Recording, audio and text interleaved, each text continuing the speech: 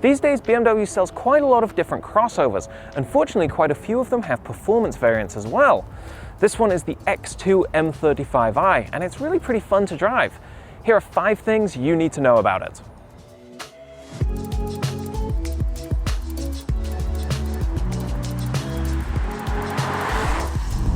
Let's start by talking about the engine, because that's really the key to what makes this M35i version of the X2 so exciting. It's a 2-litre turbocharged inline-4. It produces 302 horsepower and 332 pound-feet of torque, which is a ton of power for a 2-litre engine. It gets this car to 60 miles an hour in just 4.9 seconds. And best of all, it sounds really sporty too. You get all the snarls and growls and purrs that you might expect from something more like a Focus RS or a Volkswagen Golf R. Now, I feel like I say this about every BMW engine, but it's really true of this engine, that there is power and torque everywhere and basically no discernible turbo lag. The engine pulls really easily all through the rev range, all the way up to its red line, and that's part of what makes this car feel so quick on the road. That said, in everyday driving, the car can actually feel a little bit sluggish. There are times when you slow down and go to accelerate again, say when you're in slower traffic or slowing for a roundabout or a yield sign, where the car takes an age to give you power. It's like the computer has to go to a committee meeting to decide whether the transmission should downshift. And that's really frustrating given how quick and sporty I know the car can be in other situations. I'm not wild about the look of the standard X2, especially with those big roundel badges on the rear pillars, but in M35i trim things are a lot better. The car sits 10mm lower on its suspension, it's got a new body kit, and along with these optional 20-inch wheels, you end up with a car that's got a very sporty, hunkered down look, a little bit more hot hatchback than crossover, and I like that.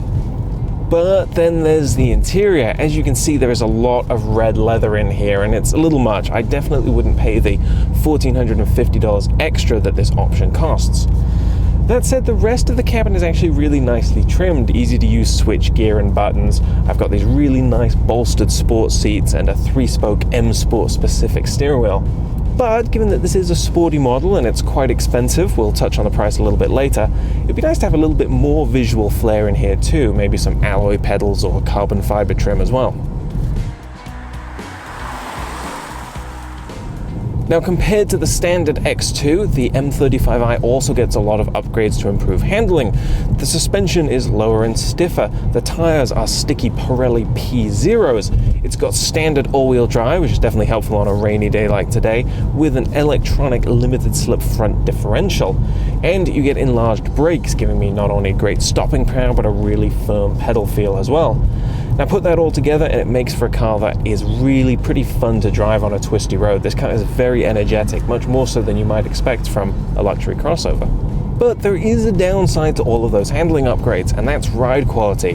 The M35i bounces and fidgets over every road, even the smoothest roads I've found. In that way, it almost reminds me of the way that a Ford Focus RS rides, and it's frankly a little bit frustrating, especially on long journeys. Now, this car does have optional 20-inch wheels. The standard wheels are 19s with slightly bigger tire sidewalls, so that might soften the ride a little bit. But suffice it to say, the M35i is not the most comfortable crossover you can buy. The X2 has a great complement of technology, starting with this touchscreen infotainment system that runs BMW's iDrive 6 software. I've had a chance to use this software in many different BMWs, and it's great. It's fast and responsive and easy to use. It's got all the features you'd expect from a luxury car: satellite radio, Bluetooth connectivity, navigation.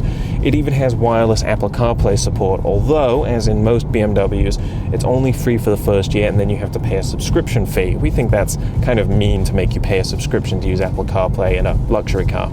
The infotainment system also has a couple of extra special displays for this sport model. I can see how much horsepower and torque the engine is producing, which is not really all that useful. And I can also see the tire pressures and temperatures, which actually is kind of useful. There's a lot of safety technology in here too. I've got pre-collision warning and braking with pedestrian detection, automatic high beams, lane departure warning, and adaptive cruise control and parking sensors. One thing that's missing is blind spot monitoring. There is no way to equip any version of the X2 with blind spot warning. So performance is all well and good, but what about the practical stuff?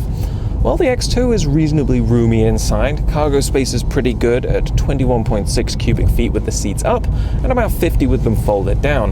Now that's a little bit less space than you get in a BMW X1, but frankly it's still going to be plenty of room for anyone who's buying this type of vehicle.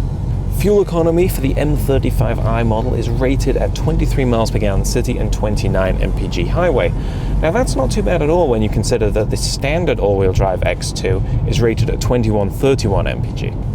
Finally, the X2 M35i is a little bit on the pricey side. It starts at $47,000, and the one I'm driving with a couple of options on it is $55,000 as tested. It's worth remembering that the standard X2, albeit with only 228 horsepower and front-wheel drive, starts for just $37,000. And those are the 5 basic things you need to know about the 2019 BMW X2 M35i. For a full written review of this sporty crossover, be sure to visit us at theroadshow.com.